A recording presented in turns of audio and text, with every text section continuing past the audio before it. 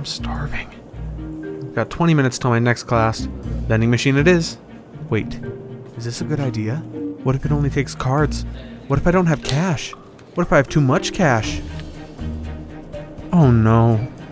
What if... Oh no. What if my food gets stuck? Oh, that would be terribly embarrassing.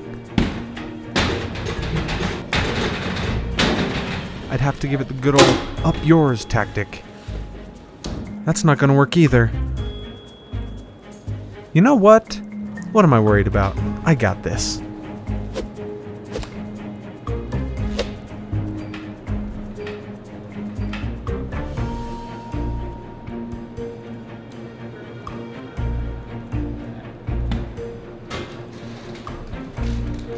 Vending machines.